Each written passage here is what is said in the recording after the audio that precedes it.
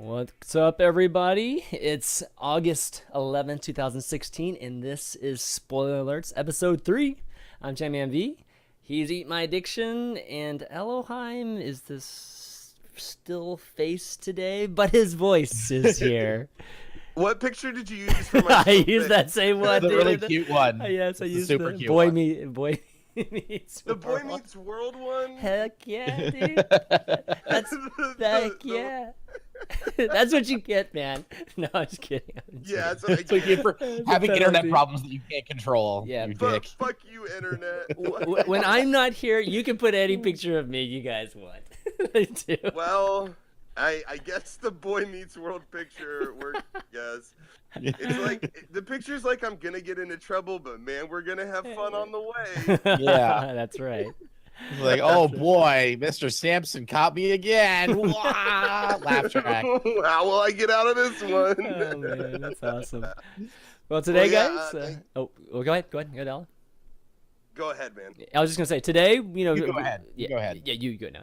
No, today, guys, we're gonna be talking about the Batman, the Killing Joke, as we mentioned last week. There's a book, or there's a comic novel, as well as a movie out there. So we read and watched both, and I think today's discussion will be a little bit of both, given that the movie has this extra 30 minutes of stuff. Bullshit. Bullshit. Yeah. So we'll talk I about a have little bit feelings about. and opinions on the movie. Yeah. Very many of them.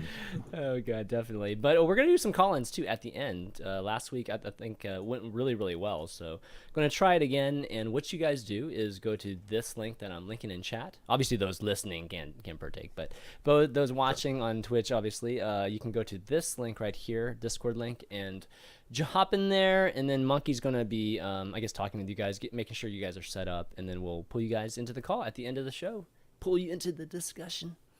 But yeah, guys, so how was it? So for me, the Killing Joke, this was the first time I've ever read it and watched it. Oh, really? Yeah. So for you guys have read it before, right? It's like really old at this point, right? I'd read Well, it no, actually, like a year this ago. would be my first time watching. Oh, I cool. didn't, I didn't know.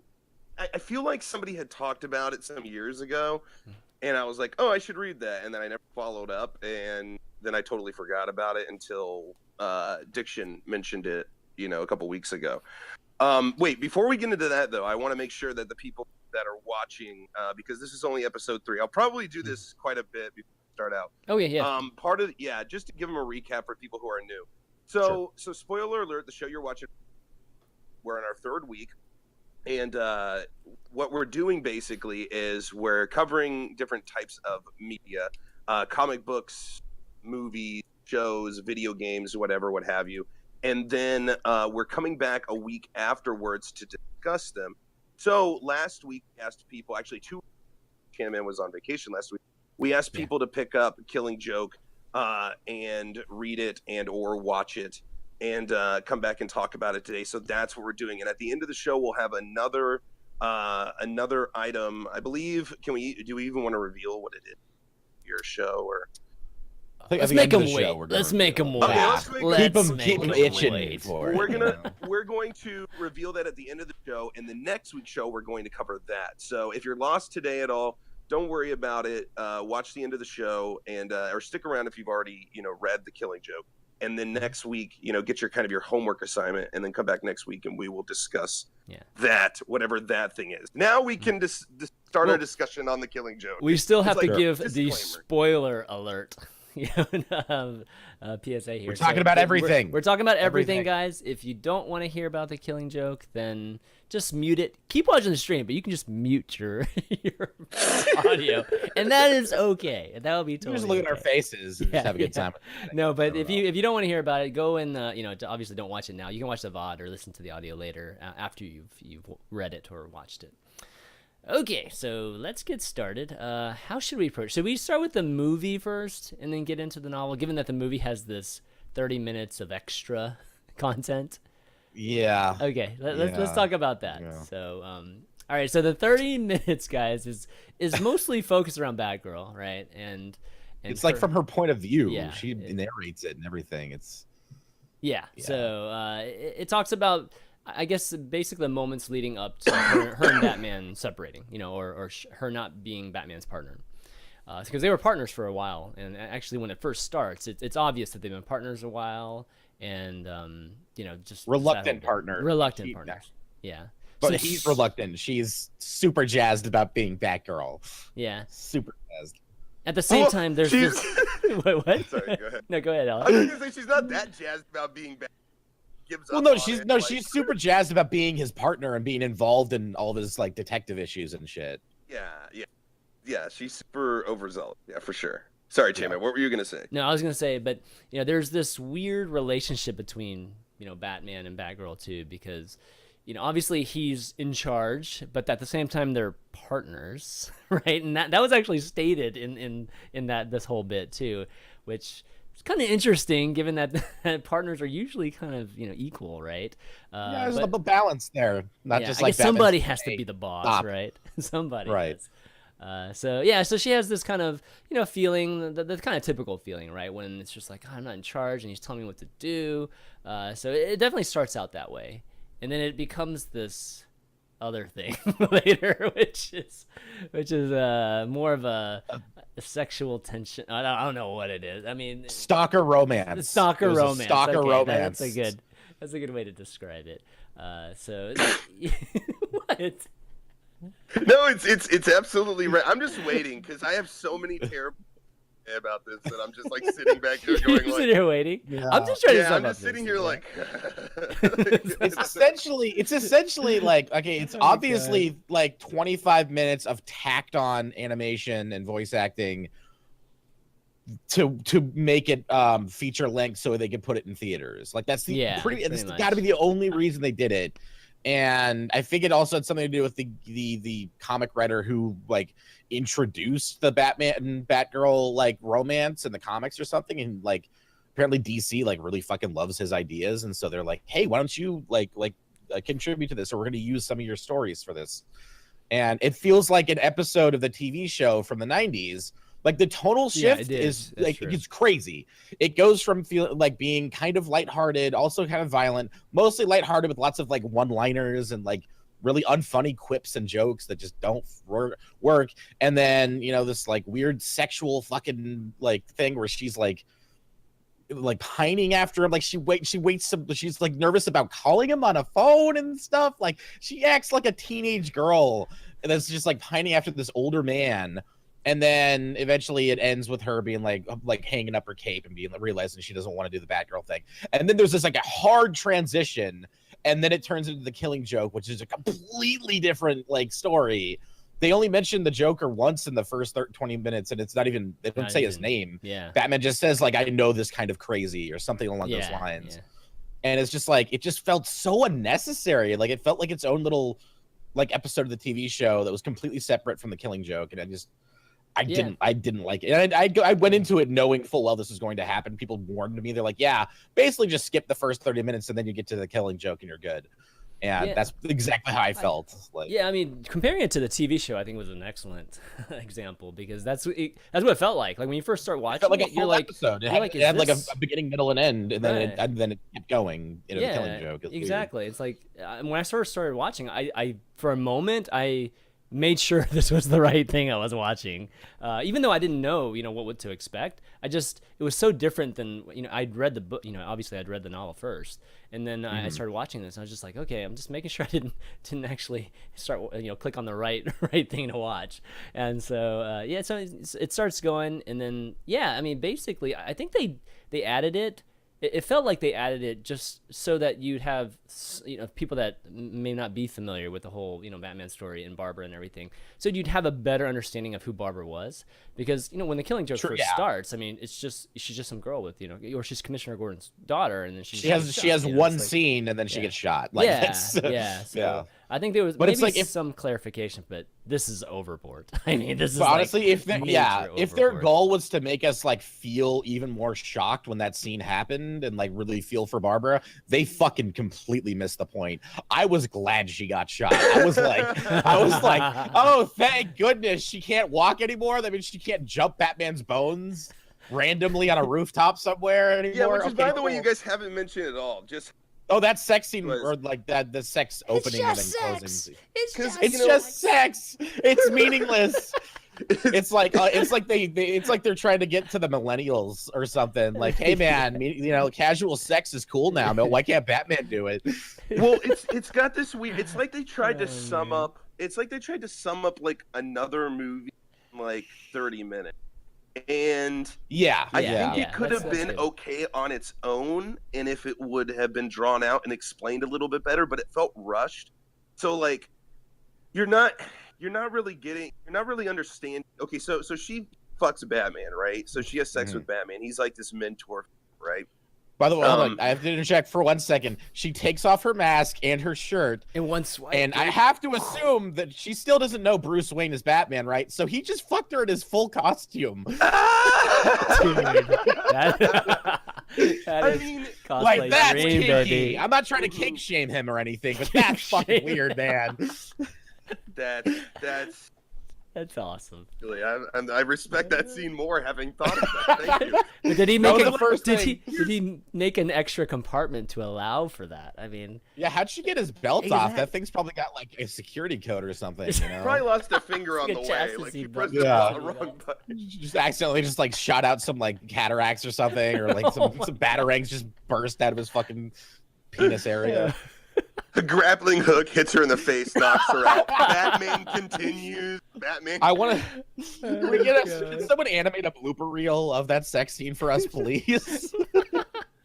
No, but okay. Here's the point I was trying to make though, is that so she has sex with him, and then she does, like Diction said, like I can't explain to you how like teenage girl it is. Oh God. Like, Yeah. Should I call him? Should I not call him? Oh no. What does this mean? Oh God, I bet he's this way and this way and oh shit. And like he's telling her every time she communicates with him, he's just like, hey, chill out. Like, give me a little bit. Like, let me Give me some process this. space. I'm Give me sorry. some I'm space. dealing with I'm shit. Batman. Like, I'm fighting enemies stuff. Like, give me a second to process what this you meant, you know? Which, by the way, she totally jumped his bones. Like, she really did. Like, she was so aggressive with it. Like, it's She not was like she was wanted punching it him, and to then begin she with. just like straddled him and made out with him, and then boom, sex. It shocked me, man. I was like, okay, yeah, I guess something's going to happen here. There's going to be some moment. Then all of a sudden she just mauls him and goes to top style on him. It's like, Yeah, no, but well, they it's never like have a riding 'em. conversation about it. Like when she quits, it's completely because she psyched herself out Yeah. in her own head. Yeah. Like he's going to him like, it's just sex. It's meaningless. Why can't we go back to the way it was? Why can't Yeah. we? Why can't And we just Batman's fight like, crime literally, together? Batman's just sitting there like all I said was like, give me a second. Let me process some of this. Like, give me some fucking space. It's like, I One of my can't be that favorite girl anymore. It's like, one of my I can't- favorite bits is when she finally gets the courage to call him, and he's like in his Batmobile going after whatever Paris, that dude that Yeah. she's like trying to one up. And they have this like brief conversation, and then she's like, I think she says something along the lines of like, we need to talk about what happened, and he just goes later. Later. But not Yeah, like he's later, like, we'll later. talk about it. Yeah. No, he's like later as in I'll see you later, like he's a teenage boy or something. Like later, dude. Like Well, like I can imagine if I was in Batmobile, okay, and I just had awkward sex with, you know, one of my best friend's daughters, that, you know, maybe I have some things to contemplate on the way to stop whatever bad guy I have to worry about right then. You know, like give Batman a fucking break, man. It was only like a week or something, like a couple of days. Like, Yeah. it was crazy how fast it went and how quickly she threw in the bat towel, man. Like, it was crazy how quick. It's like, had sex with him. He spawned the way she wanted to. So she's like, I can't do this anymore. And then she just up and quits. No, but And it's like, she made it sound I like don't know. it was for him though. It's like, oh, I understand you can't be Batman and save everyone when you care so much about a single, you know, just one person, right? That's going to affect your ability to be a superhero for all of Gotham or something like that. When it was just like, he barely even showed any emotion to her. You know, this could have been just Yeah. like, you know, just fulfilling some manly needs, you know?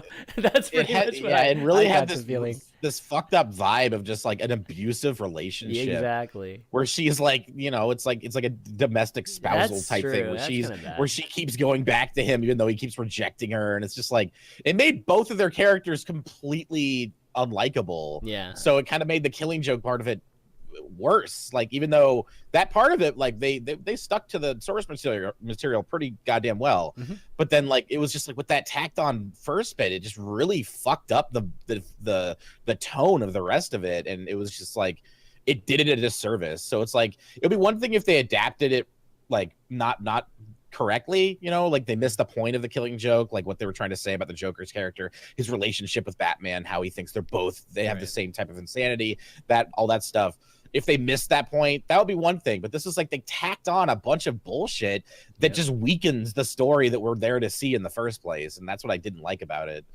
Well, I would have been okay with it had it made like some small changes in the main movie, like for instance. Okay, so I guess we're going into Killing Joke now. So yeah, sure. So you know the whole scene with trying to get Commissioner Gordon to go crazy, okay, to you know break him mentally.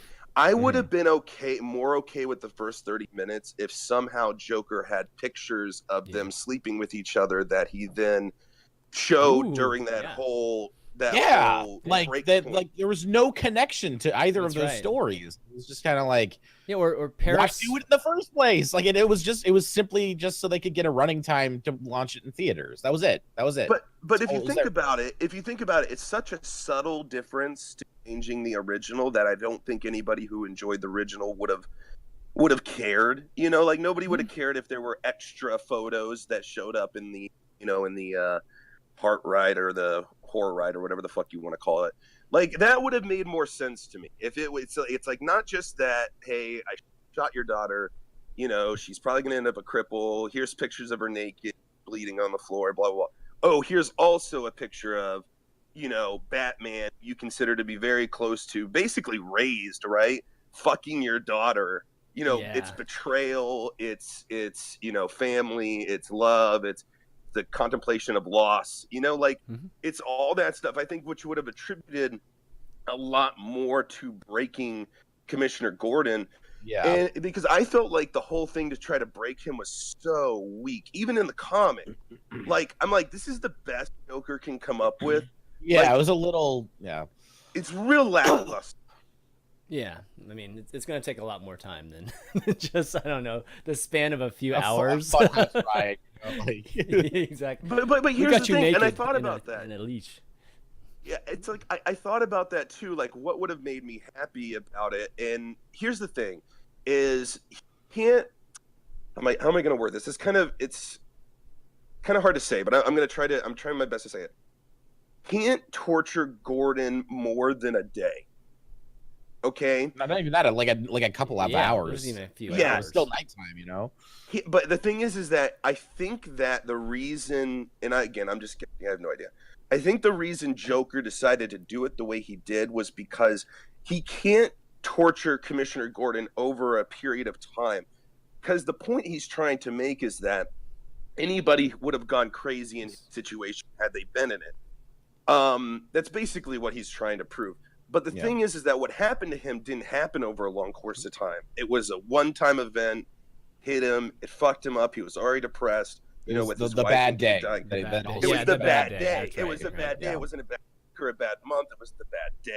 Yeah. So he has to do whatever he has to do to Commissioner Gordon in like a day. Otherwise, his point's moot because, hey, you had a week to work on this guy. What happened to you only happened in a day. So I went over that in my head and I thought, okay, I don't really think they do to change that, like to make it a week-long thing. I don't think it would work in the story.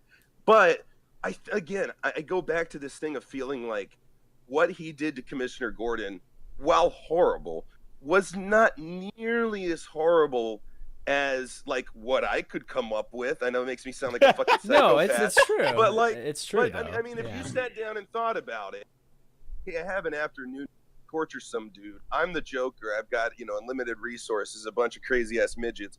I can pull something off that's a little more terrifying than of your naked daughter bleeding. I mean, it starts with like, why not just kill Barbara? Like, you know, why not have, you know, recorded that or whatnot? I mean, feel like I think that would have been. Like, I don't know. I mean, like expertly paralyzing her with a gunshot wound and then taking naked photos of her as she's like in like in pain on the ground. That's pretty fucked up. That's really is. fucked up. Like that's.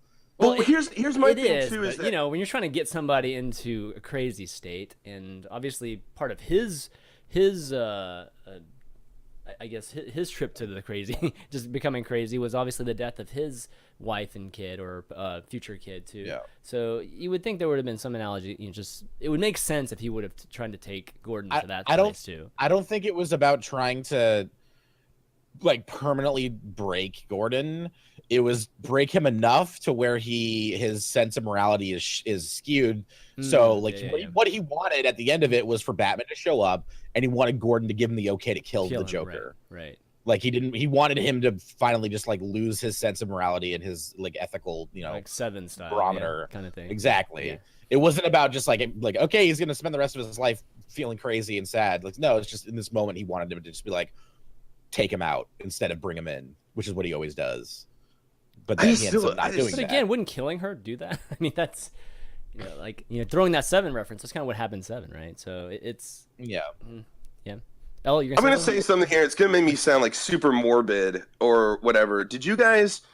Okay, I know that they only show so much of what Gordon is actually viewing when he's down there, right? Mm-hmm. What picture? Oh yeah, I think I know what you're getting to. I got this sense. Yeah. I read the comic. Just read the comic that the pictures there may have been some of like Joker raping her. Yeah, that was. I mean, that was my first impression too. Subtext of that, yeah. I know. I think I want to say that it was like inferred, but I don't think it ever explicitly was inferred. Like, I don't think it ever is hinted at or or anything like that. But I don't know. I just felt like that was my first what impression. Should have been there. Yeah, that's what should have been there to make him go crazy. But it doesn't present it like someone in the chat said that he did rape her. It was confirmed by the author that he did rape her. So, but they probably couldn't show that. Like they couldn't actually put that in a comic book. Right. Yes, I mean, but it's weird. I guess that makes sense. I mean, that's definitely more torture. Well, I mean, I know, but there's always ways to like go around. Like you don't have to show. You can always just say like, Joker could have made an onside or an offside like quip about how good his daughter was or something like that. But he doesn't even do that. Like it's not even like something he jokes about or hints about. Mm-hmm. And you would think that if that was part of it, that he would be joking about it, just push him a little bit further, But he doesn't ever mention it. He doesn't quip about it. He doesn't joke about it. He doesn't mention it. So then it made me think like maybe that wasn't the, but I always kind of had this feeling. Well, but it was weird. I mean, the prostitutes though. Not showing. The prostitutes was like the biggest hint. Like as soon as he escapes, he always comes down to the bridge and has his, like fucks a prostitute. But he didn't come this time. Oh, yeah. And they said one of them said that like he found a new girl. He must have a new girl or something like that. Yeah, that's right. So that's probably the biggest hint that it happened. That's right. You're right. Mm-hmm. Yep. That makes sense. Okay. Yeah, I couldn't find any point in it where he like jokes about it or says something on the side or even hints at it at all, but that makes a lot of sense. That's kind of a little bit more obscure, a little bit deeper than just like a side comment. So yeah, I can get behind that. I mean, no pun intended. No pun intended. Not even a pun. Oh my god. Oh boy. So let me. So ChanManV. Yeah. Do you like it or not? Just the graphic novel. Let's just talk. The graphic novel? Oh man, the graphic novel. Shoot. So the artwork was beautiful in the graphic novel. Definitely this being one of my. I mean, I've read some comics in the past, just never really been a follower of any particular one.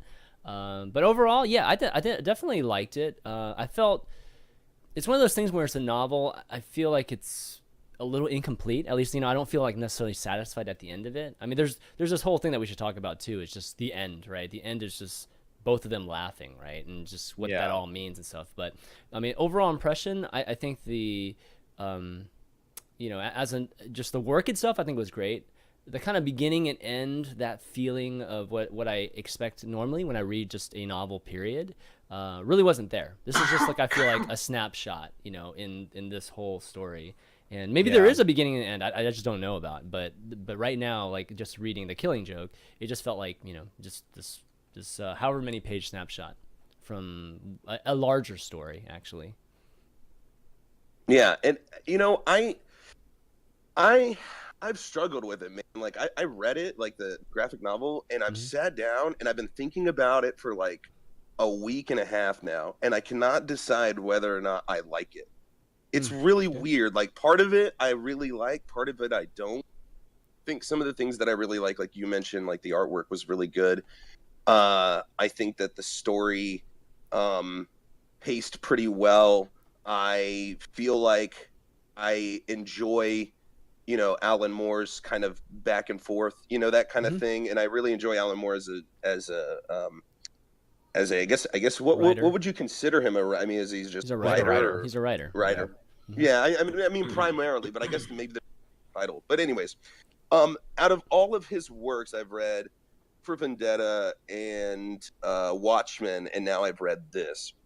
And I can say without a doubt that I believe that Watchmen is probably his best work ever. Oh, yeah. And this was good, and I could see him in it, and I could see him there, but it was almost like he was removed. I don't know. There was something about it that I just didn't like. Well, it's because he's working with other people's material, not his own original ideas. So he's infusing his ideas into a world that already existed before he even got on the scene, basically. Yeah. See, and I don't have the history there with how Alan Moore got involved and how he actually created this. So maybe that's what I'm picking up on. But something about it I just didn't like. I don't know. But some of it I do. Like at the beginning, what really set the pace for me to really like it was just I like the little subtle things in the art. Like when they're going into Arkham Asylum, and as they're walking past Two-Face, you just see a cell with Two-Face in it. Yeah. He's just staring out, and like it's just like Commissioner Gordon. They're just walking past him. He has nothing to do with this story. He's just his own little crook. But it's like Commissioner Gordon kind of looking back at him, and that history there. I like that. I like that because it's almost like set up like any one of these cell blocks could be a story. Could be a story like this. It just happens to be like the Joker's the biggest and the baddest for Batman. But I don't know. I felt like it was a little rushed. I felt like Joker didn't do anything like way crazy Joker terrible. I think he did like mid-level kind of terrible, not like what I was expecting out of Joker. And also I felt like there wasn't anything in that story that I felt like I could relate to really. Like, I didn't feel like I have a relationship with somebody like Batman do, or I don't feel like, I don't know, I just didn't connect with any of the characters because I just felt like the situation and circumstance was so far removed from what we would normally deal with, that I just didn't get into it. I don't know, it was weird. It's like some things I liked, some things I didn't. So I was curious to see, as somebody else who had never read it or seen it or anything specifically, because I know Diction's read it, what you specifically thought about it, because I was really on the fence, and it's really kind of bothered me actually. I mean, it is a very, I don't know how much of the actual book is basically Joker in a monologue, but let's say roughly a third of it. It's just basically a very, very long Joker monologue, and that part of it, and a song. Yeah, and a song and too. Musical number. He's got some rhymes too, right? I hated the musical number in the animated. Oh no, I did too. It was too lighthearted. It came off way more lighthearted than it did in the book. Yeah. No, but the monologue, I think at certain points was, I mean, the writing is kind of cool, but it was getting a little old, I guess, that part of it. But the craziness, the whole thing about the Joker was really just trying to relate to, he is a good person, right? In the beginning, I mean, yes, he's considering doing some very desperate things, for the sake of his family. But I don't know if he sold it properly, but the intent was really just that, when you have this moment where you lose the two things that one person and, potential person, right? That you care about, that basically you're living for, and you're just doing everything that you're doing for. And you've given up a career, you've taken a risk in the form of a very stable job to do something that you think you would love, or maybe something you're passionate about and something you think you love, and it's not working out. And, I think it's supposed to, it's the whole one bad day thing, right? Like, it's like this one bad day, you go from like a very good person, or just at least a person that's generally good, to a person that doesn't care, right? And it's not necessarily bad, but just has no moral compass at all, and just whatever is on the table, right? So I mean, I can relate to that. I don't know if he sold it well. I feel like the whole bit about, hey, just these detectives or whatnot coming into the bar and saying, oh, your wife and your wife died by some freak accident, that happens 1 in a million times or whatnot. I forgot the actual statistic they gave. Sorry about that. You know what I mean? I don't think that's quite as chilling as if he were to come in and somebody had murdered his wife. Kind of like, what happened to Bruce Wayne, right? Just something that's a lot more traumatic, because there's just that whole parallelism that's going on during the whole thing too, about, Batman having that crazy day too, even though it was probably it's a longer process for Batman, I think, to become Batman. Yeah. But it just wasn't traumatic enough. I guess that was probably the biggest thing I had for, biggest, I guess, qualm I have is that I just wasn't convinced that Joker, would just be in that mental state, I guess, or it didn't come across that way. But overall, I feel like there needed to be a few more like personal element. Like, I feel like if he witnessed his wife die, that would have had way more. And then those goons show up or something, and they're like, "Well, you're still doing this job with us. Like, this has changed things." That would have been, it didn't have the oomph of like a really traumatic experience. It was like the cops show up and be like, "Hey, your wife died." It's like it's like, oh shit, okay, that's weird. Yeah, what was it, a baby bottle, like a bottle heater or warmer? It was, like, it was Sorry, one of those electric heaters. I don't know if I liked or disliked. Going back over that too in my head, and I'm like, do I like it because it's not like a crazy conventional, like somebody murdered, oh god, it's crazy. It's like it almost lends itself to the story, right? Because it wasn't that crazy. It was just a random happenstance, and his wife died to some random shit. And I think the randomness of it is almost more upsetting than like a planned murder or yeah. Yeah. I had no problem with the way she died. It was just the way he found out that she died that I feel like, and it's just was so a little rushed. too And then that night, I mean, literally hours later, he doesn't have to process it. I mean, doesn't have any time to process it, and they're trying to make it feel like he's still conflicted or emotionally just everywhere, and in this state where he can just be completely unbalanced, with anything to happen to him in the next few hours. And that just wasn't convincing at all. You know what I mean? He's just kind of like, oh, I shouldn't be going now. I mean, I should be mourning my wife, right?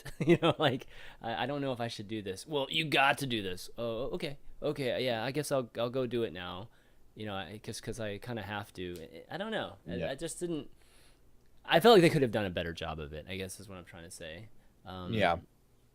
I guess he just got kind of lethargic, or like, he was kind of in his own like headspace, and he wasn't processing it very well, and he just kind of went along with whatever. What the fuck was up with the green? I still the red hood thing. Like, I still the don't red understand. hood. Yeah, he's a villain from Batman. Okay, so he is a villain from I assumed he was, and I just was not familiar. He was. with I think him, he was actually the original like villain in Batman, like way back in the day when the comic started, before the Joker existed. There was the Red Hood. I was like, is he trying to look like Magneto? And then I was like, no, that's a different Marvel DC. Why can't you see through this thing? I mean, he was like seeing double vision or not able to see. I wasn't understanding that either. They explained it. It's like a two-way mirror. Yeah, but so like you can't see it. You can't see his face from the outside, but he can see out. Yeah, but still, it was almost like he couldn't see very well, like at all. Oh yeah, he couldn't see well. That's why he would always have goons with him to make him to do his bidding. So that was he was just there to look good. That was a screwed up helmet. I mean, you think you'd have a helmet that would just be very easy to apply and see out of. So that was strange, man. Well, they mentioned that it was hard to get the helmet on him. Yeah. Because he was he had a weird shaped head. Sure. I also didn't like how he turned into Joker. I thought that the whole story I find so many things that I like and I dislike, like every scene, or like even like every even like page to page even. But like I didn't like how he just like jumped in some water and and he's like, my arms are itchy. And then it's like, I'm Joker. It's like, I don't know. It seems so rushed. Like he looked so I wish he would have looked. It would have less been. I feel like Joker. something like this idea just came to me. It would have been. It would have been like, yeah, like he gets out of the disgusting shit and he's burning, and then maybe he has a moment on the shore where he takes off the hood and stuff and he sees his reflection, and then he pulls out a picture of his wife and the picture's completely destroyed because of the chemicals. There you And go. then he has the moment. That's like awesome. I feel like there should have been an extra beat, an emotional beat that finally snaps, you know? Yeah. And they didn't it just goes from Well, Batman pushes him into a fucking vat and then he comes out and he's the Joker. Well, he comes out of the vat and all of a sudden he just has makeup that makes him look exactly like a clown too. Like Yeah. That's what I'm saying. Like, yeah, That was would've- I liked it earlier. It's like maybe I should have been a clown and then now he is. or the I thought that was guy, a nice right? The little- guy he freaking shakes hands with, and then all of a sudden he looks like a clown. All of a sudden, it's like, okay, Oh yeah, he's got that, this is that poison interesting. needle that he yeah. gives people I mean, I clowns. understand at some point we push our mind, past the point of realism and accept this as, Yes, of course. kind of It's a comic. fun. It's a comic. Yeah, it's a and comic. I know, yeah. but like what, if you did get on that level, if you were that kind of person, which I am, it's like, what chemical compound makes you smile, die sitting up straight with your face all white? What causes this? It's the being? Joker. How can you just, The Joker. it's like, I don't know, man. I don't know. Going back to him turning into Joker, I liked that it was more of a, I don't mind the old like fell into a vat of chemicals, now I'm the way I, but what I didn't like was just how quickly that he fell in the vat of chemicals, he came out and suddenly it's like, I'm Joker. It was- It's like, no, It was know like what? 3 frames. It was the shortest ever. I mean, that deserved at least a couple pages right there. I would have liked to see him pull off the thing and his skin be, maybe Yeah. even like bubbling or smoke, like steaming and him screaming. And I would have rather seen, rather just seen him reacting to it. We don't even, like Diction said, maybe he pulls it out, in his torment and his photos all fucked. But I wouldn't even necessarily need to see, or if I just got an idea of what happened to him, his skin, whatever. But he just pulls it off and it's like suddenly he's white, hair's green, and he's got a smile and it's It's got the lipstick games on too. begin. I don't know. Even the Tim Burton like Batman had a more impactful like Joker transformation. Right. With the fucking mirror, and shit. Like it was great. It was so good. And yeah, I felt it definitely, my biggest complaint of the graphic novel is that it feels rushed. It feels like it could have been like 10 or 15 pages longer. Yeah. And like, no, not, I know it's hard to make comic books. It's a difficult medium to work in, but it did feel like they were trying to get this story done, like one and done a little too quickly. Well, let's talk about the last scene, because the last scene, when I first read it, it was a little confusing to me. I actually had to actually read it over like twice, like do a reread on it, because at first when Joker starts laughing, I thought Batman reached over and started choking him, but just with the actual frame itself. But then I quickly realized after looking over it a couple of times that, oh no, they're both laughing. Like he's just putting his hand on his shoulder, like laughing with him, right? Yeah. So what's up with that? Well, here's the thing. I didn't quite understand that. Actually. It goes back. I don't feel wanna like say it goes that back I to the totally beginning get it. where Batman goes to be like, I want to talk this out with you. I don't want to kill you. I don't want you to kill me. And then at the end of this whole arc, they kind of do talk it out. Like at the end, that's what I got from it. Was like it was a throwback to the very beginning, where they basically just they finally found some weird, even ground where they realized that they're just gonna be fucking doing this thing forever and might as well share a laugh. I don't know. It was kind of like a moment of solidarity. It was like, it was, I don't know. The one thing I did like about it was that it was both very human, right?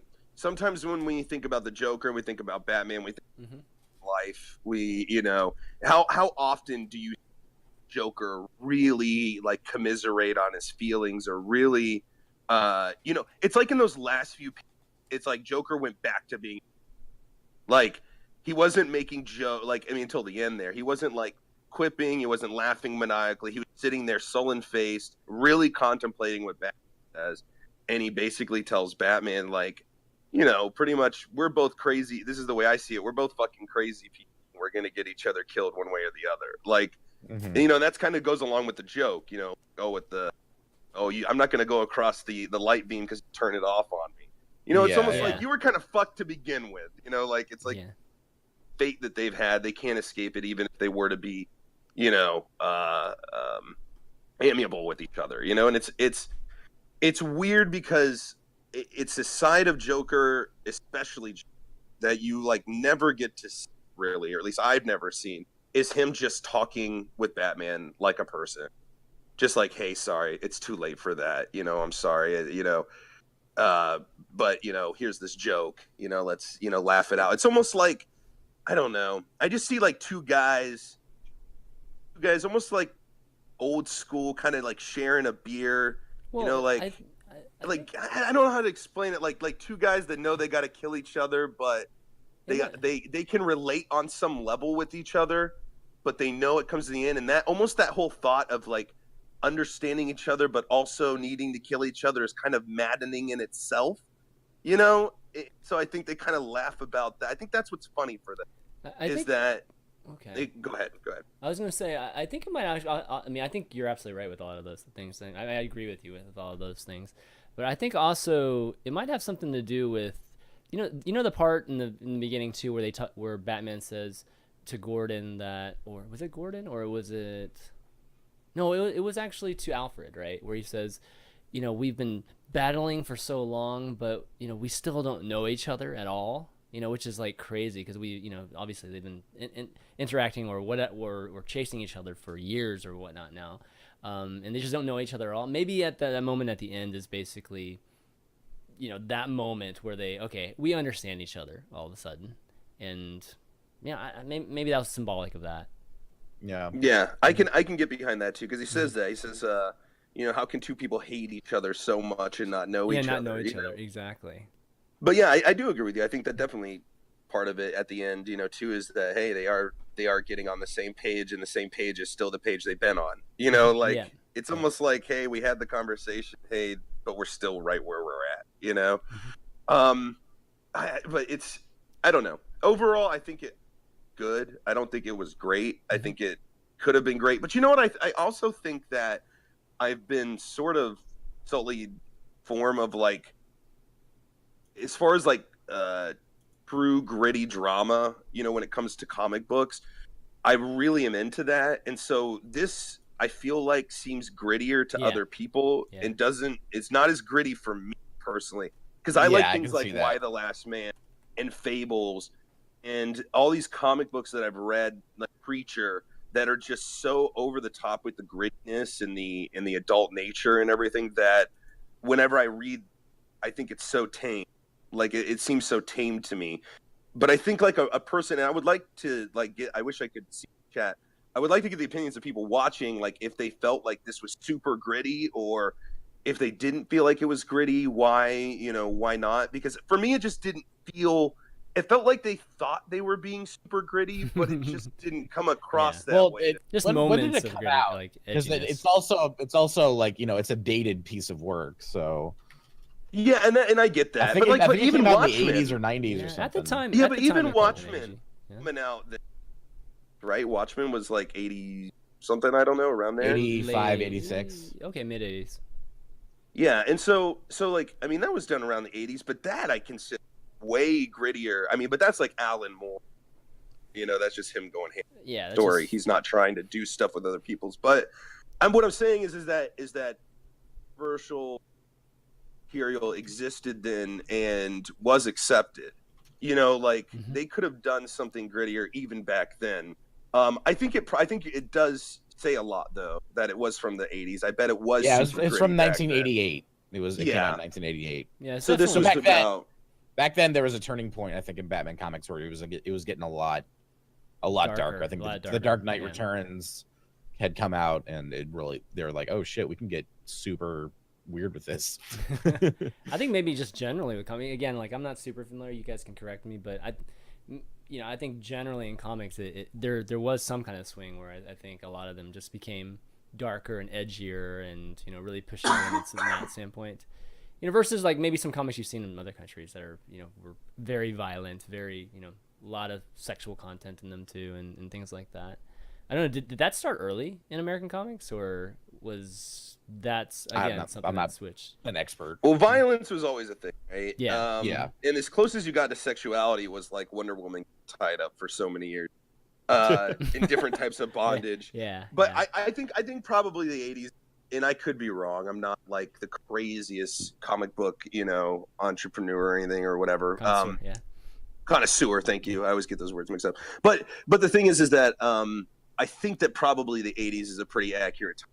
Started to kind of change more towards the adult gritty, because by that point, your kids have grown up into their 30s, and these people have been reading comic books. There's adults now to enjoy adult comics, whereas, in the beginning, I mean, besides censorship and all that stuff, it was mostly just kids. Kids read comic books, It wasn't until the 80s that they had enough kids old enough to read adult comics that they started maybe to produce them and become successful with them. It's just like video games. Like all of us grew up with video games when we were kids, and the video games have gotten extensively more gruesome and mature as we've gotten.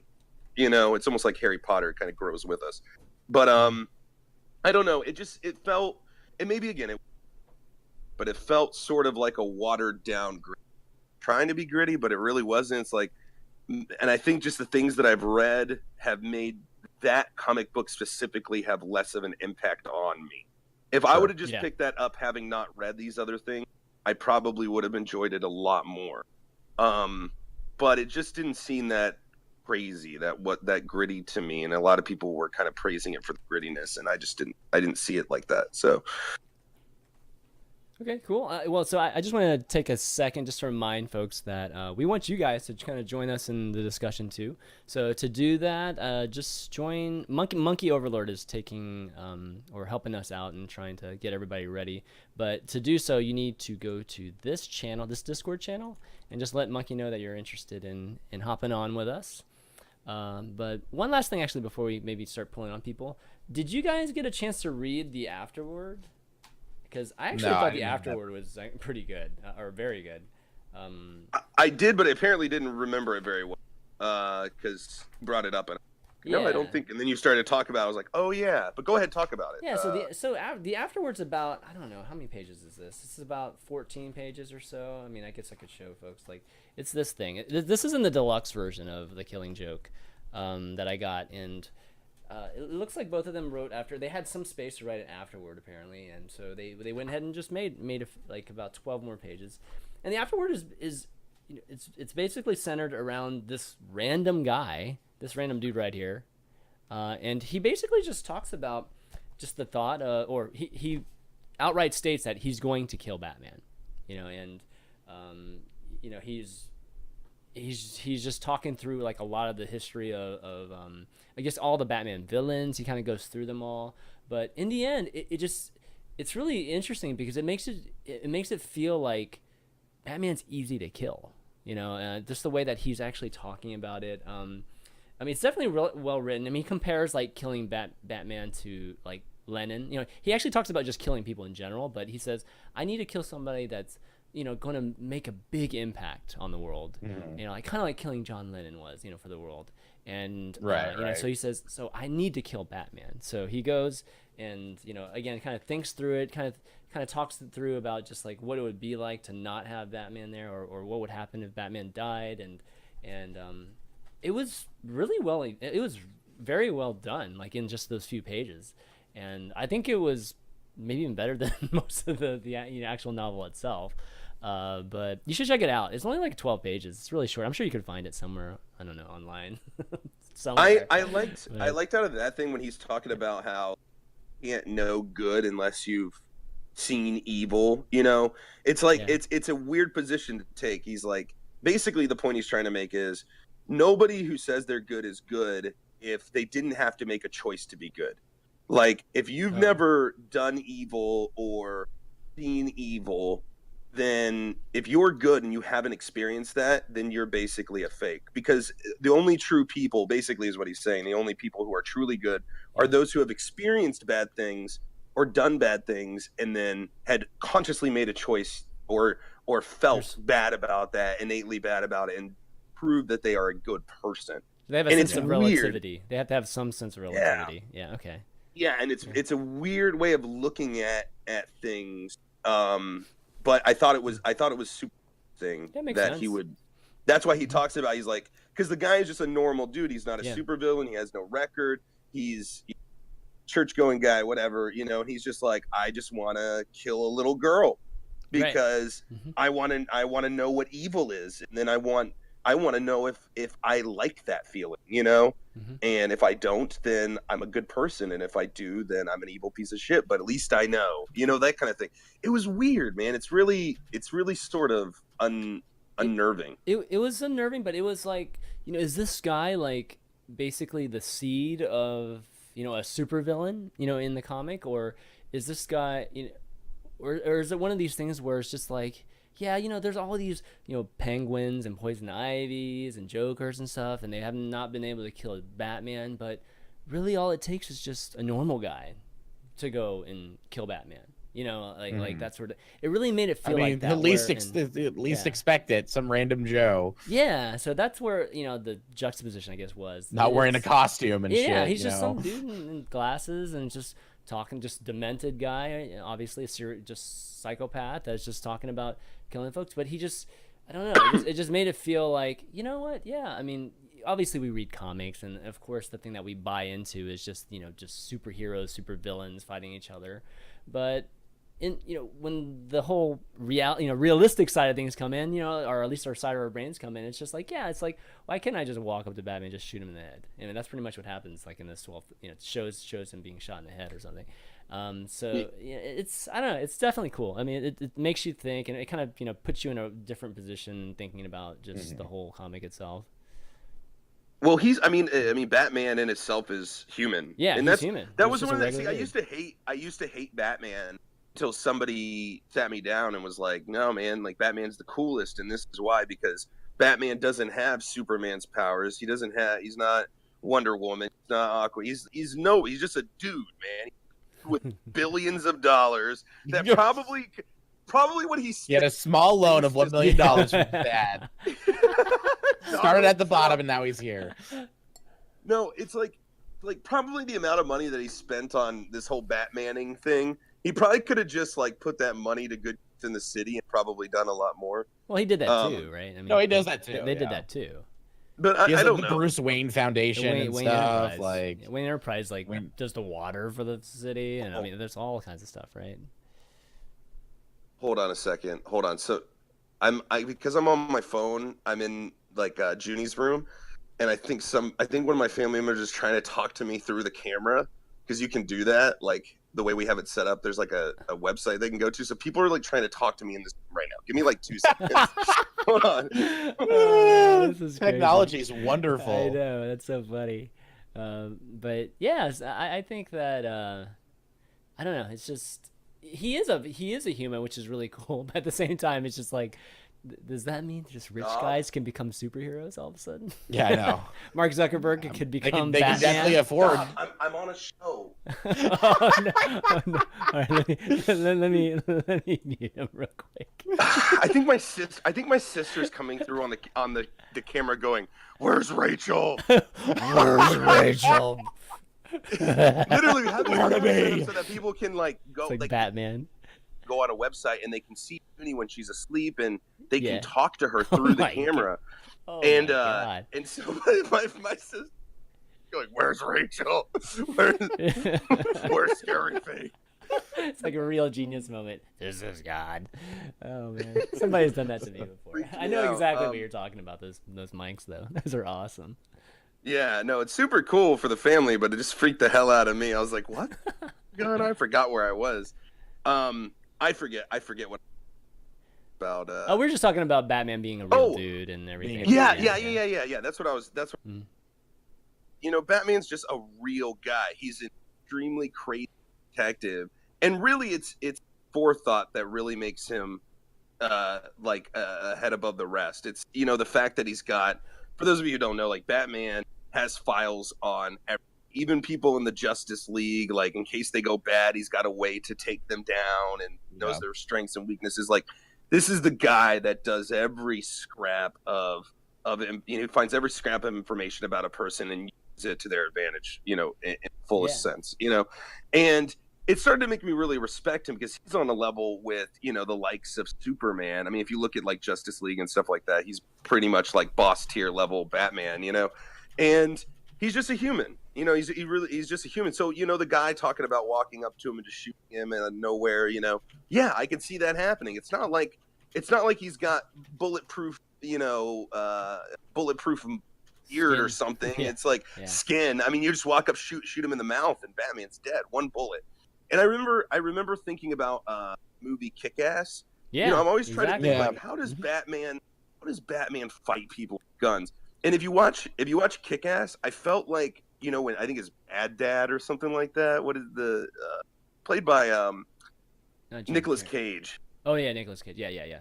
Yeah, there's a scene where he's like, he looks pretty much like Batman. Oh, but he's just like, he's pretty much exactly what he is. Yeah. But he's like he's fighting these guys with guns in this warehouse, and they're shooting at him, and his armor is just like ping, ping, ping, ping, ping, ping. It's just like shooting off of his armor, and he's just like pushing through.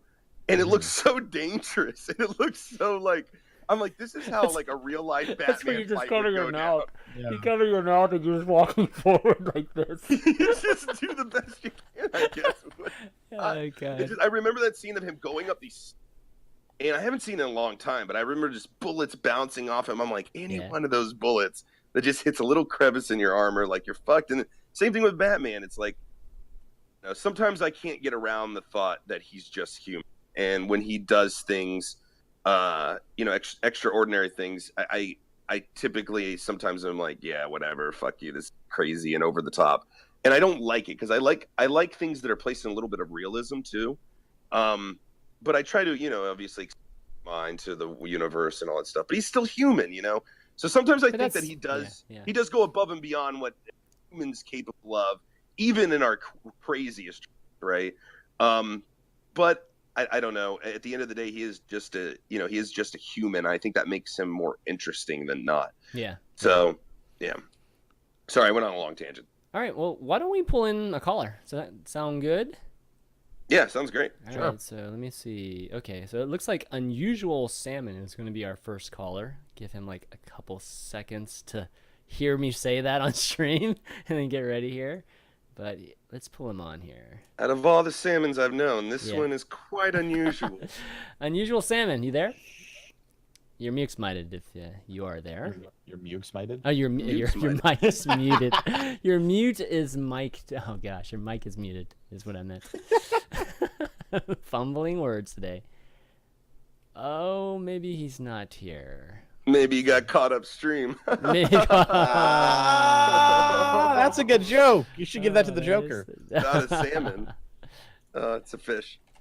Anyways. The old fish humor. Yes, we know it well. Oh God, that's hilarious.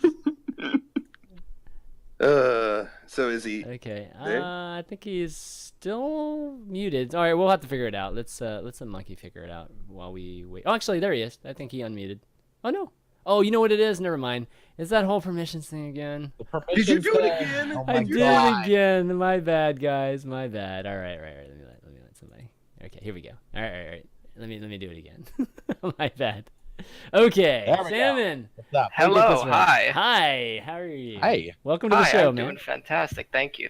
Yeah. You got some tidbits or questions to add to the discussion here? Yeah. Well, one thing that I really wanted to say was that Diction, you are. I don't remember if it was Diction or Ella, but one of you said that Batman comics were geared towards kids before the 80s. Yep. Yes, I did. I thought that. Now, I did qualify that I am said entrepreneur, but it's connoisseur. But I'm also not an entrepreneur, too, so it wasn't wrong. No, but yeah. You are completely right. Okay. And that's before mostly The Dark Knight Returns, which I think came out in like 86-ish. That was Frank Miller, and right? then... Yeah, that was Frank Miller. And then in 88 was The Killing Joke and A Death in the Family. So those three comics really brought Batman towards a more serious audience, I thought. Okay, so then maybe I shouldn't hate on it so much for being little bit less gritty than obviously the things that I've been reading today, because it sounds like it was kind of a path maker, or whatever you want to call it. It really was a milestone. Trailblazer or something. Trailblazer, yeah. Path maker. And then another thing that I would like to bring up, which you guys already sort of discussed, was this song that Joker performed in the tunnel, and more specifically Mark Hamill's voice acting. Yeah, go for it. I thought that Mark Hamill did a fantastic job in The Killing Joke. Oh, yeah. He was great. Yeah. I thought he gave a very reserved performance. He didn't sort of have the outburst that he's known in the animated series for and the Arkham games for having, which works because this is a much more serious film.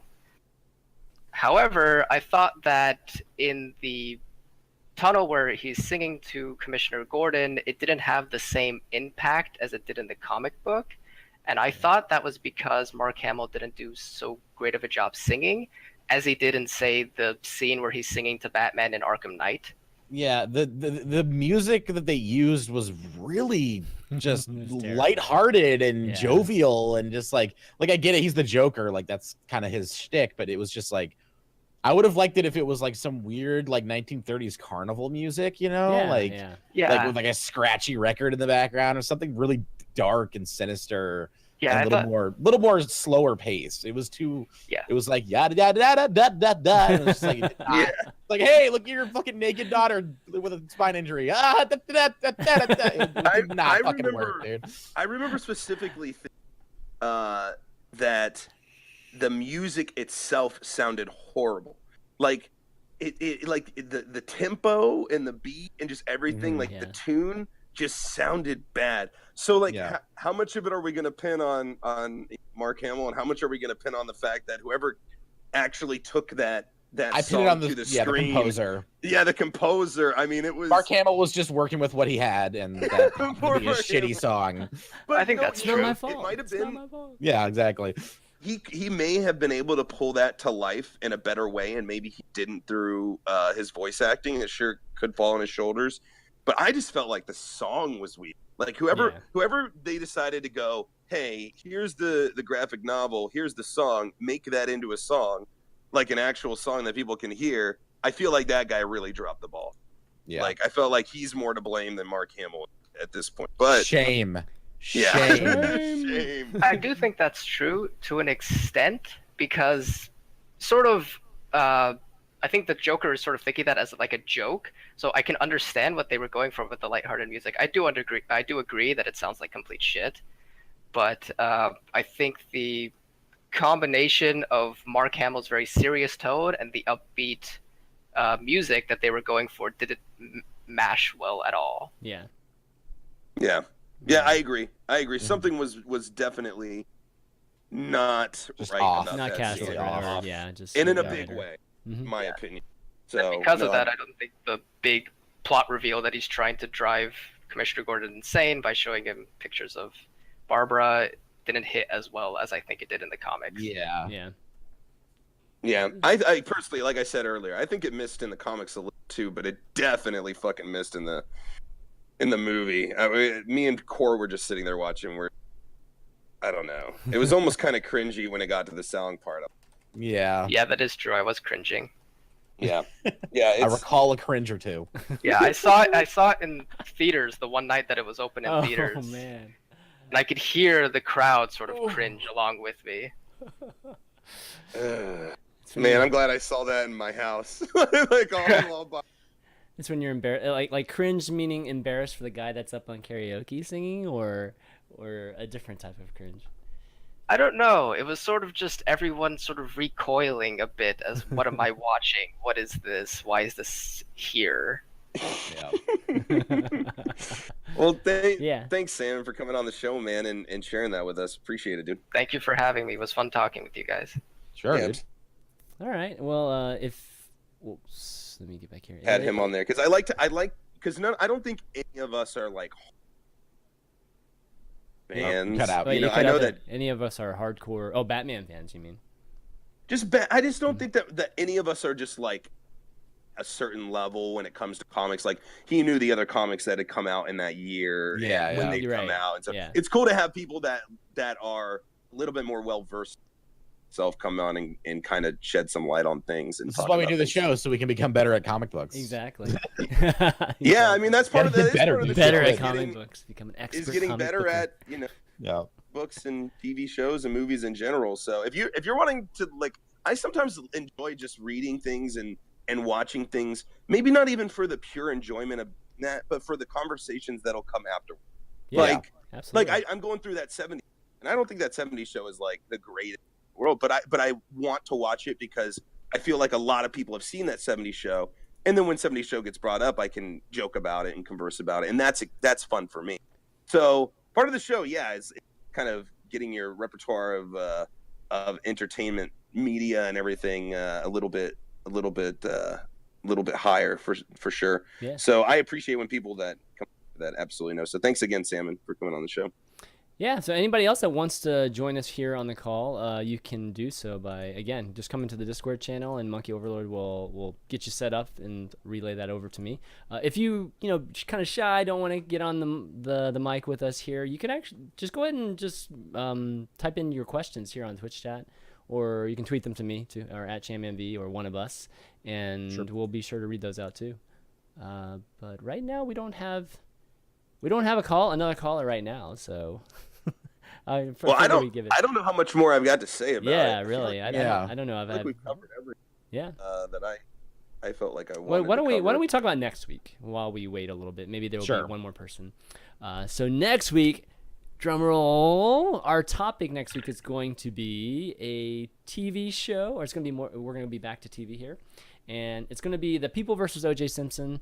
And I would throw in O.J. Simpson Made in America too. Just I think that will be added to the conversation in some ways, just because the documentary they came out at the same time, and they were both very good. So we're gonna be talking about this. This is a TV series. This was more of a TV show that was, I believe, 7. How many episodes was it? 8 episodes? 10 episodes. 10 episodes. Yeah. And obviously all about the O.J. Simpson case and what was going on there. So it'd be a lot of fun. Yeah. Have you guys watched it yet? All right, have either of you guys seen I'm on episode 5 right now, and it's delightful. I don't know a damn thing about it, and I'm assuming this is about the O.J. Simpson trial, everything. I guess I was very young, very young. And I think that was the first time I ever realized that like court cases could be that there could be like national televised court cases. I never knew that was like a possible thing when I was a kid. It's like a spectator sport, like yeah. It was kind of crazy how big that got. And I remember where I was at when the verdict was read. I was over at my grandma's house and how everybody reacted, and I remember all that. But I don't remember anything I didn't know anything about the case. I didn't know the specifics. I wasn't following it, like I was very young. So I think what's going to end up happening is I'm going to go watch this, and then I'm going to start diving in every Reddit post and start going ham on it. So I'm excited, but no about it. I definitely remember it when I was a kid. My dad was a lawyer, so my mom would talk about it all the time at dinner. I would catch news clippings and like the all the stuff on the TV and stuff. So I definitely remember it. I wasn't aware of like all the racism and like the really weird shady shit that happened during it. Yeah. That was being reported on. I just remember it being a big deal, and it was a huge circus. Yeah, it's like primetime TV during that entire there was nothing that was bigger from the standpoint of entertainment and watching. I remember the chase. I definitely watched the chase. Everybody watched that. I watched the shit out of that. Yeah. See, I didn't even remember there was a chase. Like I don't even. remember. Yeah. He tried to book it to Mexico with this dude driving his car, and he had a gun to his head the whole time. It was fucking crazy. Yeah. Really? You'll see it. You'll see it in the show. You'll just watch it again. I would recommend. Okay, so first off, for sure, The People of O.J. Simpson, definitely watch that. But I would also recommend watching O.J. Simpson Made in America too, and I think we should talk about both because O.J. Simpson Made in America is really, really good. It's a documentary that was on I think ESPN, right? I think it was an ESPN documentary that is exceptional, super good. Like I watch a lot of documentaries on sports figures and things like that, and this one was probably the best one I've seen. So definitely watch that too, because there's a lot of details and things that are actually in that too. The People versus O.J. Simpson is more of, a reenactment of all of it, where O.J. Simpson made America's an actual documentary with interviews from people involved with the case, people, all these characters that are basically in the People of O.J. Simpson. So this one's long. It's like 5 episodes. Each one's the length of a movie. Damn. It's like, yeah, it's probably as long as the People of O.J. Simpson. So whatever you can watch, just definitely check that out too. Sure. But we do have one. Let's see, one question here. It's before we get into that real quick. Yeah. Also, I think that you can find, for those of you who are going to be watching this, catching up with us next week on the show, I believe you can find it on Hulu. So yes. I looked it up like right before this. So got Hulu. I don't know where you can see the documentary. I'm sure you can find it, but I know for sure you can rent it on Amazon. Okay, it's not like $3 an episode. Yeah, it's a little pricey. Maybe if you have ESPN on your Dish network or whatever, you can probably do a VOD or whatever. I don't know. I don't know what that is, but okay. But so I just want everybody to know that they can at least go watch the other show on People versus O.J. Simpson on Hulu. So at least they have that option too. Anyway, sorry. Okay, we got one more caller. Team Louie wants to talk about a comparison between The Killing Joke and the animated movie. Team Louie. Yeah. Welcome to the show, buddy. Oh, holy crap! I didn't realize I was pulled in. Yeah, live. No. Hey, I was curious how you guys felt that The Killing Joke, because there's tons of Batman short films that are out there. Are not short films, but DVDs that are full length movies. Like there's the Mask of the Phantasm. And Under the Red Hood, Year One. Dark Knight Returns 1 and 2, which is like a 2.5 hour long movie when you put it together. I was just curious how you guys felt that it stacked up, because I was kind of I was a little bit put off whenever I read the reviews of The Killing Joke, because I love the graphic novel, but I was wondering how you felt that this movie stacks up against all the rest. Have any of us seen? Okay, so Diction, I've seen Mask of the Phantasm, and I think I've seen Year One like a long time ago. But yeah, it's like we talked about it earlier. The first 30 minutes is just bullshit filler, like Barbara romance with Batman where she's pining after him, and it does not fit with The Killing Joke whatsoever. They don't even reference it. Like once it gets to The Killing Joke, it's not even like that. That story ends, and it's just really fucking weird. Yeah, I don't know how it stacks up personally because I haven't read the. Yeah, same here. I've never seen the other animated. Those others are actual movies with stories that are self-contained. Mm-hmm. Killing Joke has 2 stories in it, one of which doesn't belong at all, and one of which is like a pretty okay adaptation, but not great.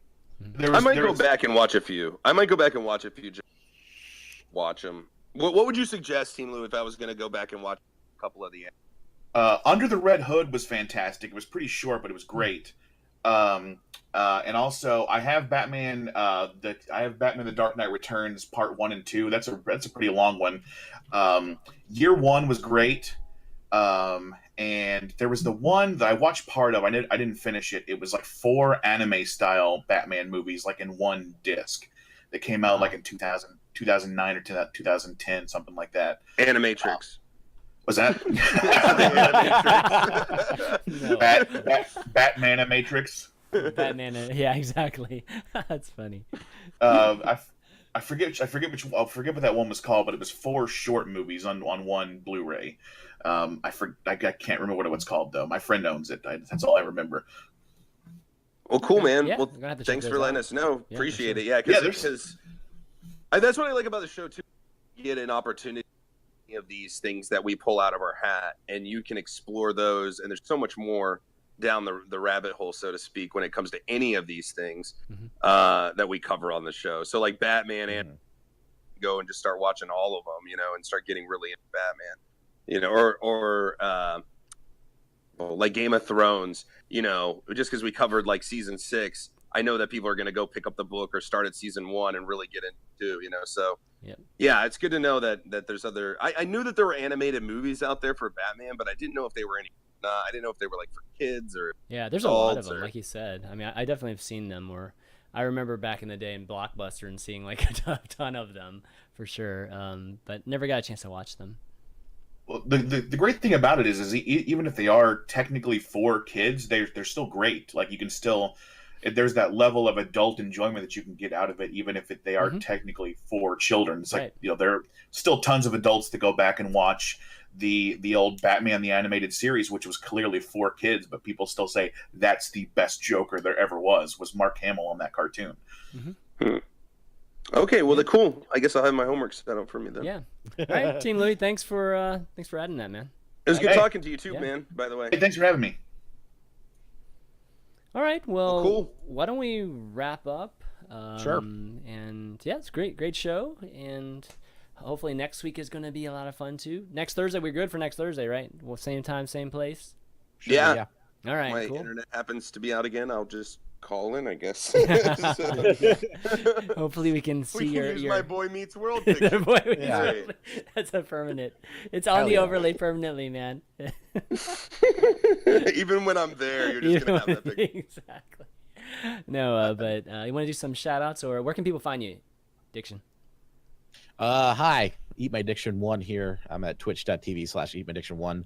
I'll be streaming in like an hour and a half, diving back into No Man's Sky again. And how do you like that, by the way?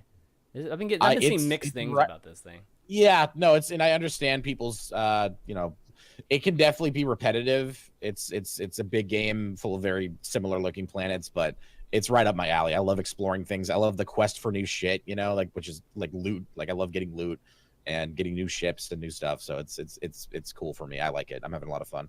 It's cool to like name everything you discover after your like subscribers and stuff, and get them involved or have them like name stuff for it. It's really awesome. Fun. Yeah, that's a sub perk right there. Yeah. Oh yeah, well, it's been working too. Yeah, good stuff. People love it. Cool. Ella, where can people find you? Except for here, obviously.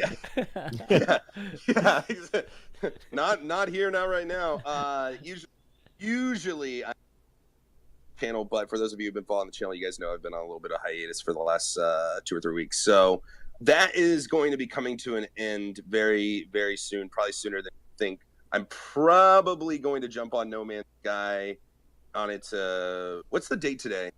It's the 11th. It's 11th. Yeah. PC release goes live tomorrow. Yeah, PC release live tomorrow. There may even be a stream as soon as tomorrow. If not tomorrow, then the day after. I think I'm going to start getting back into it. So if you want to find me anywhere else, I mean, my channel page is right below. I've got Twitter and Curse and all that good shit. But things have been really quiet around the channel.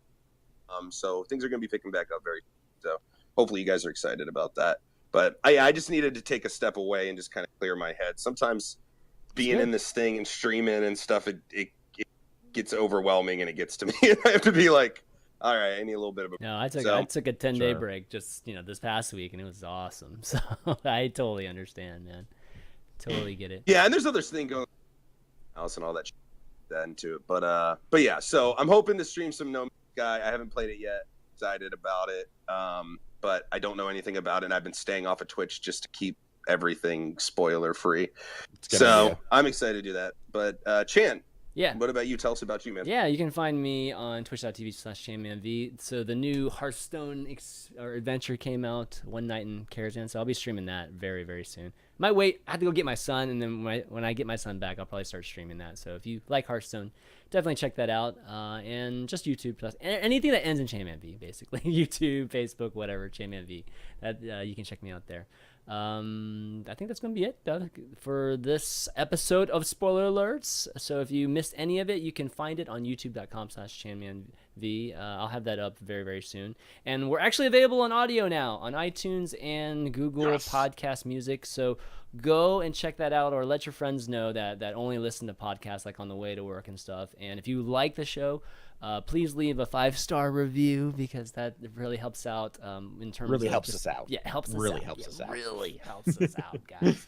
So yeah, it's if you want to help the show, that's one way you can do it.